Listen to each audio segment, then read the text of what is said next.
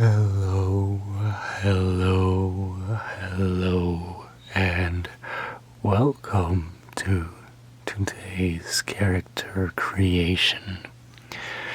I'm trying something a little bit different. We're gonna do this with a soft voice instead of whispers, which is something I got used to a little bit more thanks to my playthrough of Baldur's Gate 3.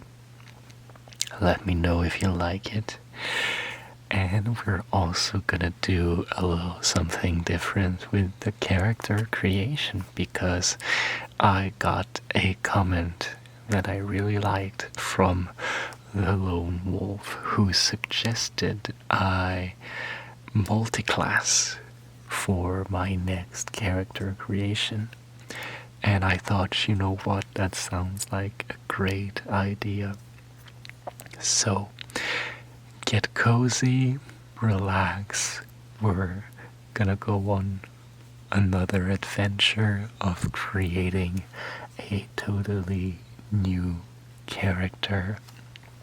As always, I have my trusty little sheet for creating a random character, and that's what we're gonna use today.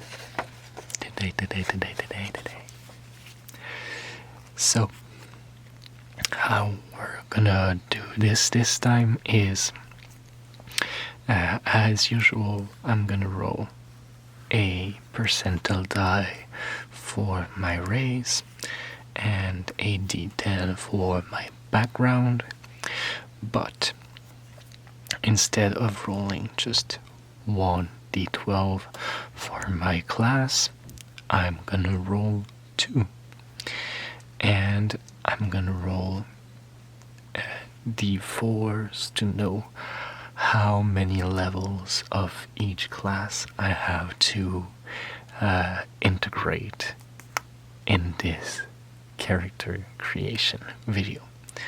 So it might be pretty short if I roll low levels for both classes. It might be a bit longer if I roll 4s, let's say 4 each.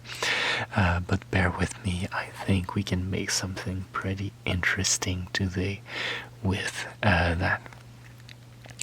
So, with that said, with no further ado, let's roll for our character concept. It's pretty nice having all of these dice.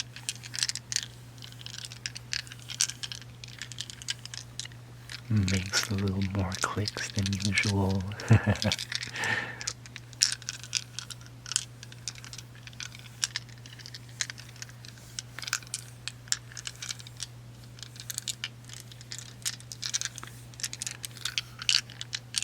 Okay, and with that, let's just roll. Alright. I think I got a little bit lucky with the levels, shouldn't be too long. So, let's see what we have with all of this. I'm still not sure if I got lucky with the combination of classes I need, but as far as level goes, it should be very, very long. So, let's check. Our first class, let's say it's the class that we have the highest levels in, so 10. So we have a level 3 sorcerer with a level 1 dip in fighter. Interesting. So fighter 1. We'll push the background a little bit to the right, don't worry. Okay, it's not the most usual of combinations, but with dexterity allowing us to dip into fighter, I think we can do something here with that. So let's check our race. 20, that's an elf. I think that's gonna play out pretty well with the sorcerer fighter. I think we can get a good combo. Probably at least one subclass of health gives good charisma. Maybe we can also get dexterity. I'm not quite sure. I'm gonna have to look it up, but I think this is this can work, I think. And oh, interesting. We're playing a criminal. So that's gonna be interesting to think about how we can make all of that work. So we're done with the random character table,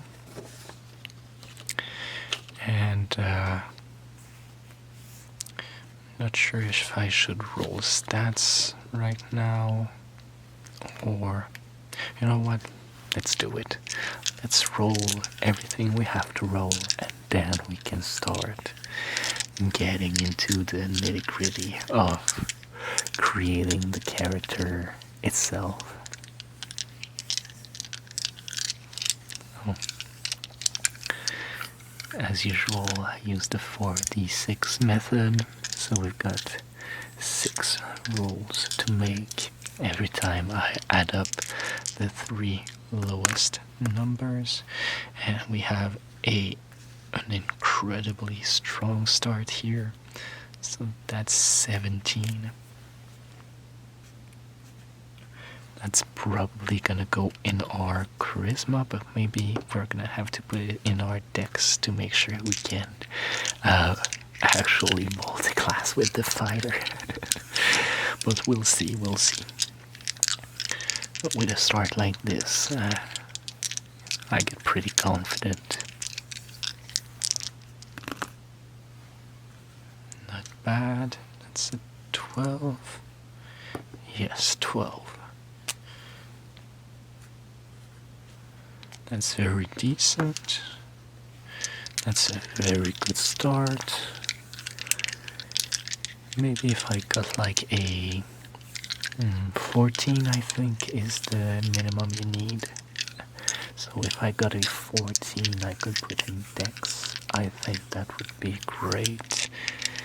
Otherwise, I may have to do a little bit of character creation gymnastics to make the multiclass work, but we'll see. Okay. Oh, 15, I think. 6, 12, 15. Yep. So there we have it. This is gonna work out way more easily than it could have, so I'm quite glad. This could have been very difficult to do. If the dice really aren't in my favor, I could possibly have needed to just outright cheat to make it possible, because, you know, there are stat requirements to multiclass, and if the dice really don't like you, they can just be too low for any possibility to multiclass. So once again, pretty good. We got a 12 here. Yes, 12. Only 2 more to go. So I'll roll the 2 others, and then I'll open everything I need to know for my character, the different classes, the different race, and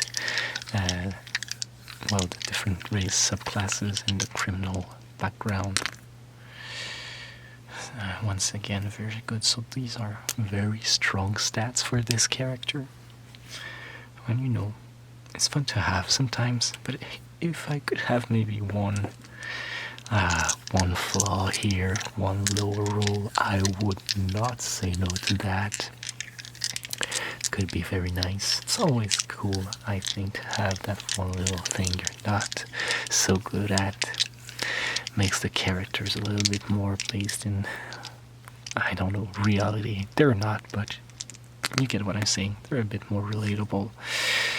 But it looks like we're not gonna have that today, as that is a 12.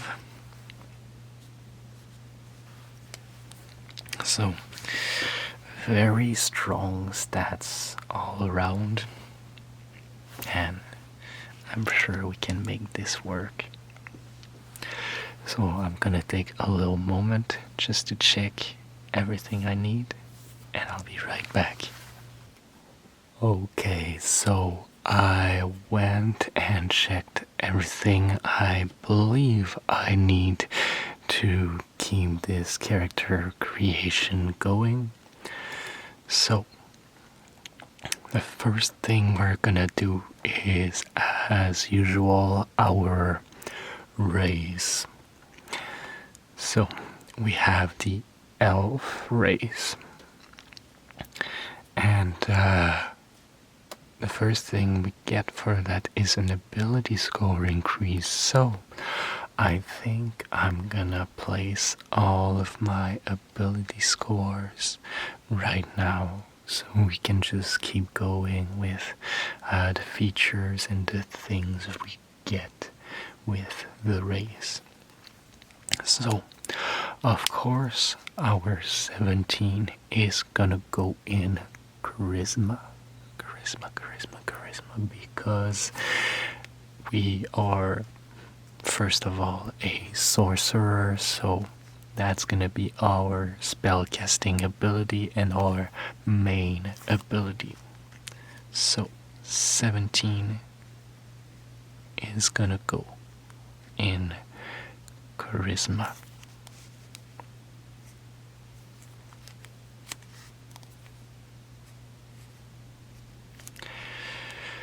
Next we have our 15 to place, and we need to have at least a 13 in either dex or strength to multiclass in fighter. And I'm thinking, why not put our 15 straight ahead right now, just in one of those two. And the elves get a boost to their dexterity, so I think that's where I'm gonna place the 15, so we can boost it and make a potentially decent fighter with our dexterity. And then 13, 12, 12, and 12 once again rolled pretty high on those rolls. It won't make much of a difference because I'm gonna get a boost to charisma with the choice I made, so all of these will be a +1. Eventually they might we might get an ability score increase, so I think maybe Constitution with a 13, that would be easy to boost later on. I already wrote 17. We'll just leave that there. We know we get the +2 to dex, so 13 Constitution, which we can boost later on, and 12 everywhere else. So 12 wisdom, 12 intel, and 12 strength. That looks pretty good to me. So first off, we get our +2 to dex, which brings it from a 15 to a 17. Then age. Well, elves can live to be very old, we know that. Alignment, size, speed, 30 feet of movement speed. 30 feet. We get 60 feet of dark vision. So that's pretty good. 60. And Fey Ancestry, which makes it so we have advantage on saving throws against being charmed, and magic cannot put us to sleep, so that's pretty nice. Fey Ancestry. Next we get Trance. So we do not sleep. Instead we need 4 hours of meditation a day in which we enter a trance. We also have Keen Senses, which gives us proficiency in perception right away. So that's pretty neat. And that's what we get for the elf race. Now we get also a sub race, and we are getting like a lot of stuff. The elves are such a classic, but they're also kind of a powerhouse in my opinion. They get a lot of very nice abilities and features. So for our sub race, I went with Dark Elf, also known as Drow, because they get a +1 to their charisma score. So that brings us to an 18. And we like that for a sorcerer. So we can fill in those with our modifier for everything now.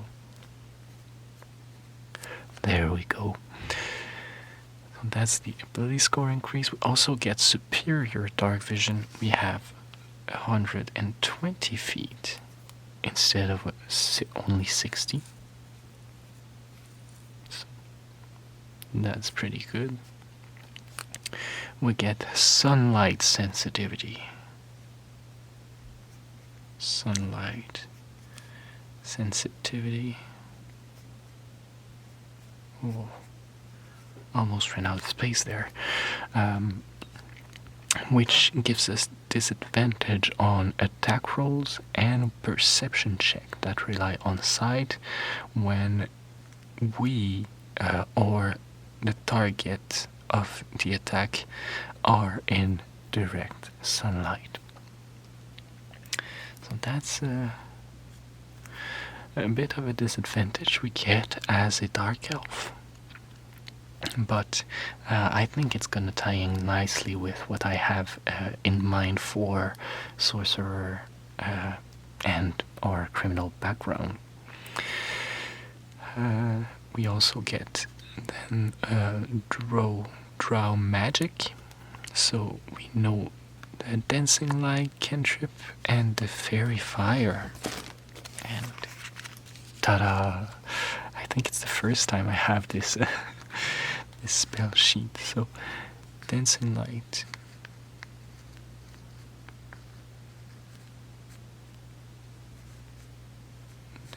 and at level 3 we get fairy fire, which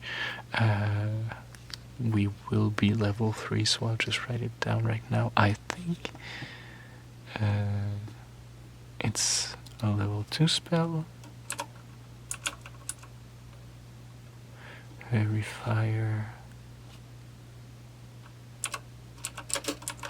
Give me a second, I have to check. I'm not very familiar with the spell. Just to make sure. Oh, first level. Oh, that's pretty neat. So, fairy fire.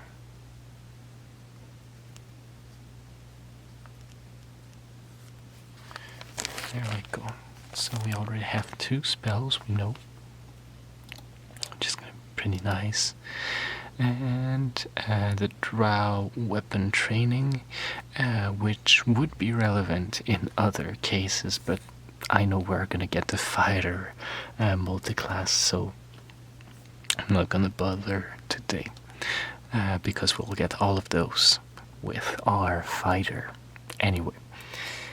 So that's it. The ability score increase, superior dark vision, sunlight sensitivity, and drow magic. That's pretty cool, that's pretty cool. So that's what we get for our race. Now, let's jump into the nitty gritty, our 3 levels of Sorcerer. So, at level 1, first of all, we get 6 hit points plus our constitution modifier, so that's 7 hit points. Should I? I think I'm gonna count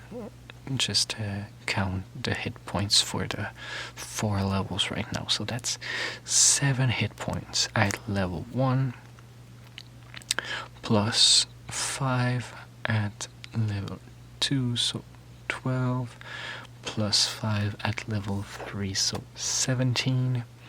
And at level 4, that's gonna be the fighter, so plus that's gonna be 6, 7 plus 7, so 24, if I'm not mistaken.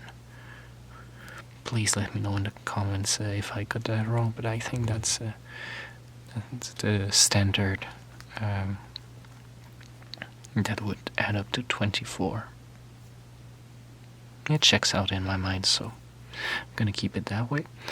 Next, we can already put that we have 3d6 and 1d10 in here, and we have all 4 of them. Okay, next, proficiency. So armor, non-weapons, daggers, darts, slings, quarterstaffs, and light crossbow, but I know with the multiclass we're gonna get all simple and martial weapons, as well as light, medium armors, and shields. So I'll just keep that in mind for now. Saving throws, we get Constitution and Charisma. Constitution and Charisma. And we get two skills from Arcana, Deception, Insight, Intimidation, Persuasion, and Religion. So I think for what I'm going for with this character, we're gonna go for Arcana, to be a master of the arcane, and Deception. Although I think I may get that with Criminal anyway. We'll see, maybe we'll switch it to Insight if we get it with Criminal. But for now, that's what I'm going for. So let's start talking a little bit about background and lore. I'm thinking of a dark elf that lives by night, mostly because of their condition, but being in a different time frame than humans and other elves and dwarves, the regular races, let's say. And they were kind of shunned, not because people think they're a bad person, but just because their lifestyle doesn't fit with the rest of the society they live in. So they turn to a life of less savory activities, let's call it like that. So I'm thinking of this character that's not really bad per se, but that's a bit outside of what the society would like them to be, and that finds kind of their place in that being outside of the box, kinda. So that's what I'm kind of going for here. I'm not going for someone who's a criminal and has like who is super evil, although could be nice for an evil character, but not someone who's super evil, and not someone who, for dark elves, I know a lot of settings have some racism kind of ingrained in them against dark elves. I'm not going for that, not going for they were forced to be criminals because nobody would want them, but more of a less than legal activities because they live outside of the boundaries that are typically set by the society, and they're not doing things that are necessarily very immoral, but more things that you don't see, or that people in general don't want to see, even if they're not super bad, even if they're not super immoral. So yeah, that's what I'm going for with this character build. So let's keep going. But just to explain my skill choices here, that's why I wanted to start talking about that a little bit. For our equipment, we get a light crossbow and 20 bolts, or any simple weapon. I'll take the light crossbow, and that's gonna work pretty well with our high dex. So we're gonna get +3, and we are going to be proficient, so that's +5. And damage, a light crossbow, I think is 1d8. And that's gonna be +3, which is very decent, you know, for someone who's gonna probably not use it a lot. That's pretty good. We get a component pouch or an arcane focus. I think we're gonna go for the component pouch here. And just a little bit of flavor, but I think being in the night all the time, you just gather little things, and with your undercity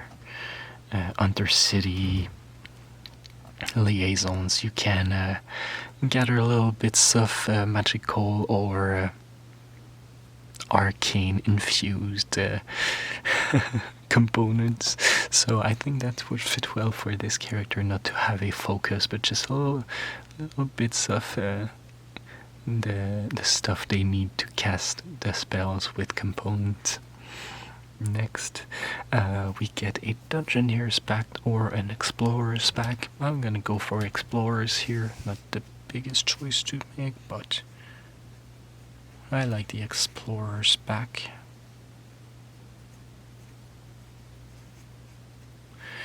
And 2 daggers. So,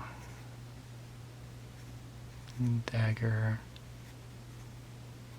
And once again, +5, but that's 1d4 +3. Okay.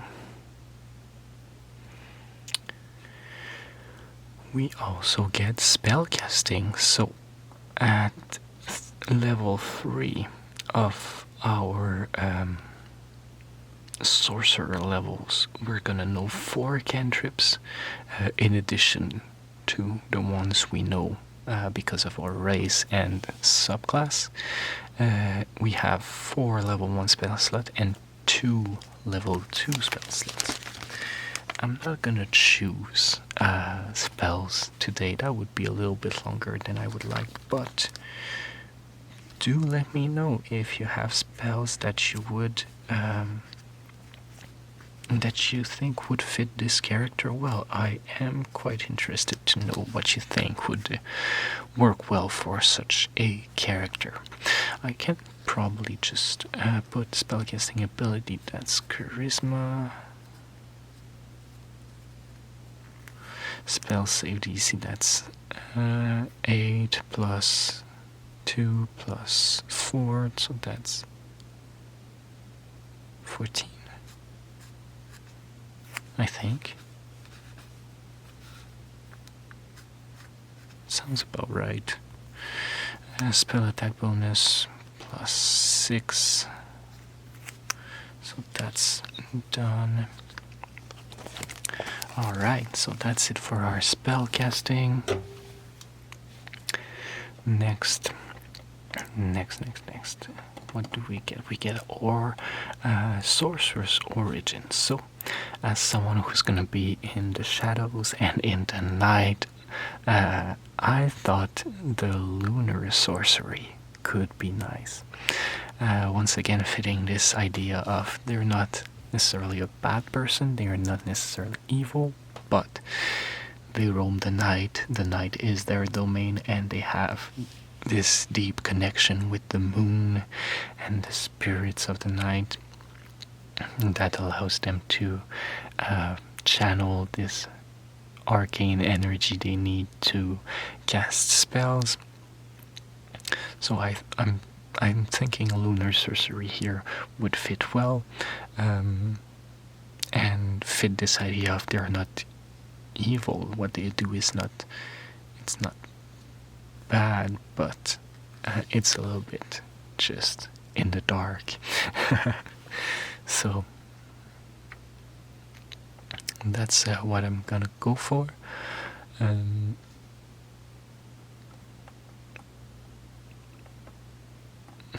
Also, yeah, so at level 1,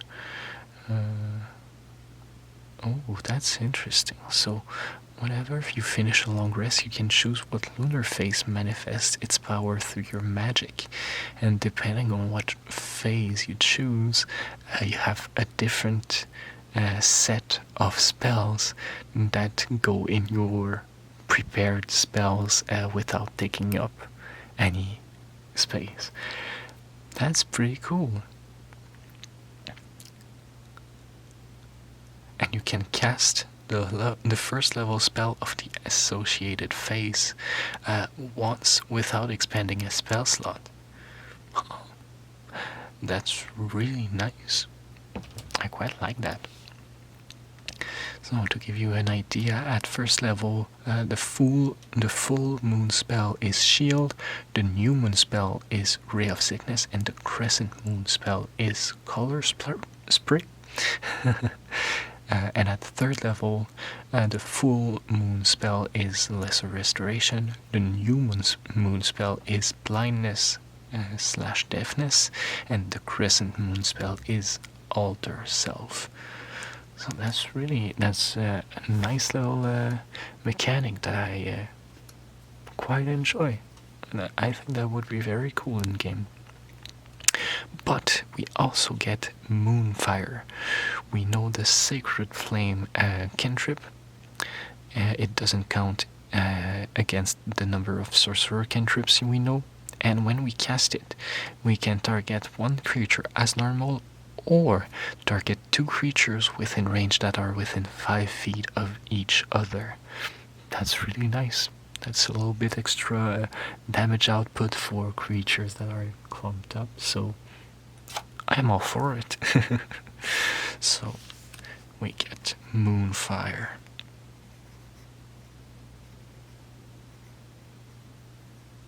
Moonfire. I quite like the name of the ability too. So that's what we get for our Sorcerer's Origin. And I think that's our level 1 all done. So that's pretty neat. At level 2, we start getting our sorcery points with Font of Magic. So at second level, you tap into the deep wellspring of magic within yourself. This wellspring is represented by sorcery points, which allow you to create a variety of magical effects. So at level 3, we'll have 3 sorcery points. So I'll just note that here. 3 out of 3.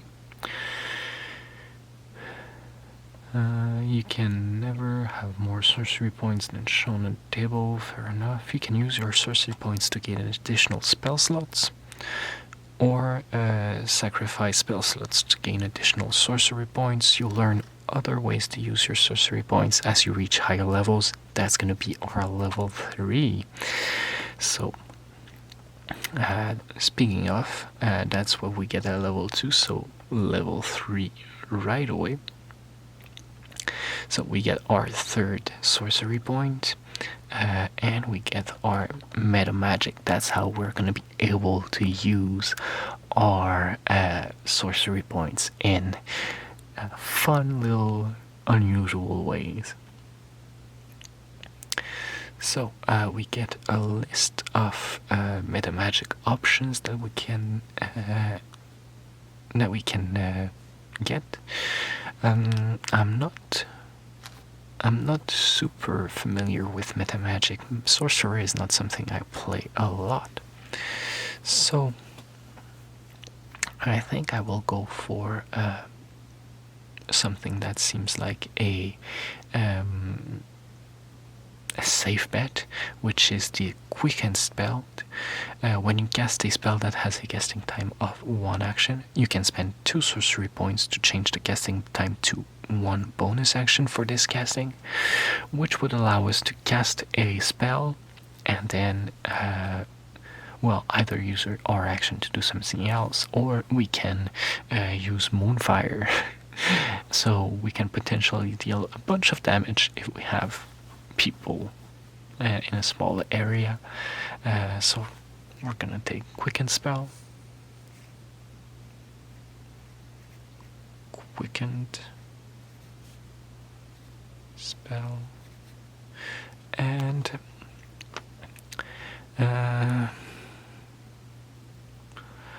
subtle spell, I think, could be nice. If you're during the night, you don't want to be seen, you don't want to be heard. So when you cast a spell, you can spend 1 sorcery point to cast it without any somatic or verbal components. Pretty good to be, subtle, as it said, and for stealth. So I'm gonna go for that.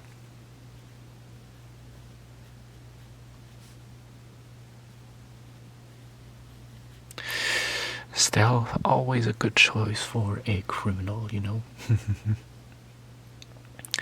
So I think that's it for our sorcerer. So we're gonna be able to jump into doing the fighter part of our multiclass. So I made sure we have enough dexterity to be able to multiclass. So that's the first thing you have to check, of course. So as fighter, the multiclass gives us, as I said, armors, so light and medium armors, shields, and simple and martial weapon proficiencies. So that's pretty nice. And we get the first level of fighter, which is which gives us fighting style and second wind. So let's check fighting style. So we have a couple of options that could be nice. I don't think there is one that's particularly good for that's particularly helpful with casting spells, though. So what can we choose that would benefit us, knowing that we're not gonna fight with weapons mostly? I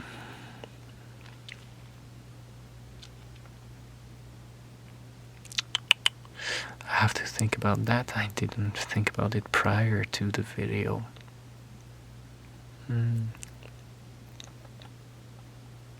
I mean, what seems obvious to me is getting defense. So we boost our AC, which we don't have a lot of as a sorcerer. We could buy some armor now that we're proficient in them, but I think the defense is always a pretty good choice. So that's what I'm gonna go for. We're gonna take defense. And we also get Second Wind.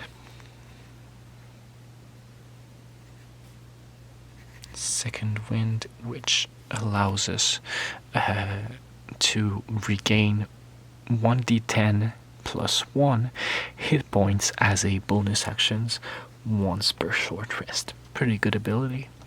Gives us a good bonus action to use and a little bit more survivability, which, I think the Sorcerer can really use.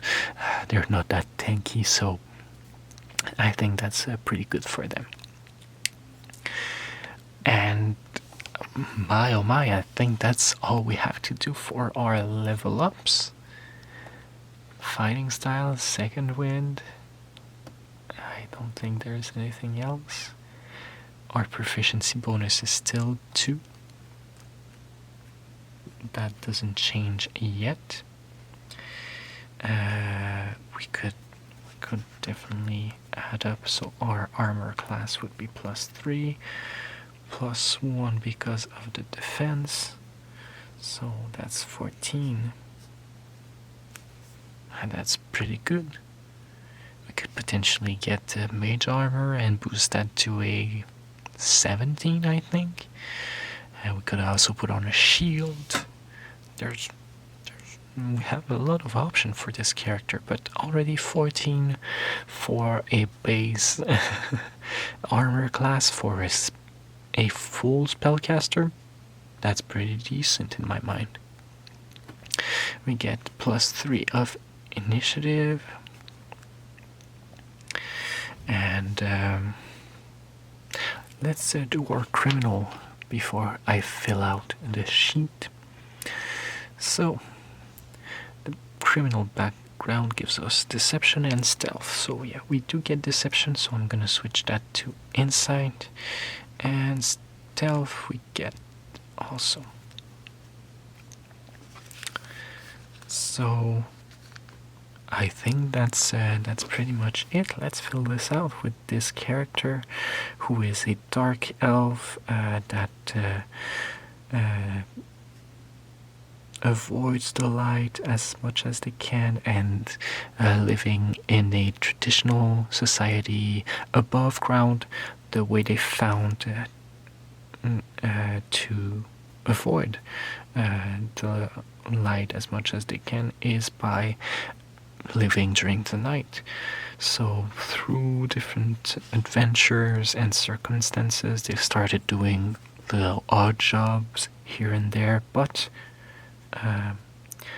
these jobs during the night, well, they led them to some not so recommendable people, and well, they did not push back against that, and they took the opportunity to get their name into the undercity and into the criminal circles of the city, and they still keep a sense of moral, and they don't want to do anything that's illegal. They have their own set of morals that they follow in doing what they decide to do, but some things are illegal, and yet they don't find them too bad, so those kind of things they don't mind doing. And that's how they got to become a criminal. And maybe now, if they start an adventure, they might find that those people that first gave them a chance in that city and in the underground of the city, well, maybe they're not so good people, and they start realizing that a lot of things they do are not so moral. So they decide to find a couple of adventurers and try to maybe overthrow the current criminal associations, and maybe that could be a good start to an adventure background. Maybe they are they are a sorcerer at heart, but they find that they lack a little bit of the survivability they need when they start getting a target on their back, because they go against the criminal established organizations. So they take a little bit of fighting classes to be able to survive if they ever get caught without a tank with them, you know. So maybe that's how we justify this multiclass of sorcerer and fighter together. And I think that's a pretty decent background to start a campaign with. That's +3. So that's gonna be our character. Once again, as always, well, let me know if you have any comments on this character. Let me know if you have any idea of spells that could benefit this character. That's something I'm very interested about. It would be a little bit too long to do in the video, but that's always something I think about after the video, like if I had to play this character in a one-shot or a new campaign, what kind of spells would I want them to have? So if you have any ideas, I am all ears. And with that, I'm almost done here. Stealth, that's +5, and finally +1 for a 13 passive perception. We also get, oh, of course, I shouldn't forget, but we get a pouch containing 15 gold pieces, crowbar, set of common clothes, all of these things. We get thieves' tools proficiencies, so that's pretty cool. I'll write that down because I think that that's worth noting for this character. Thieves' tools. And with that, I hope you enjoyed this new character creation. Let me know what you thought of the voice too. I'm quite curious to know if you find it's a good style. I've done a lot of whispers. I've done mostly just whispers actually, so I'm kind of curious to know what you think about that. And on that note, I'll see you next time.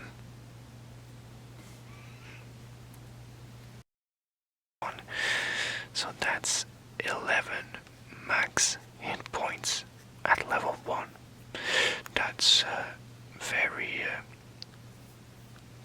good. Nothing to say on that. Then we have proficiencies with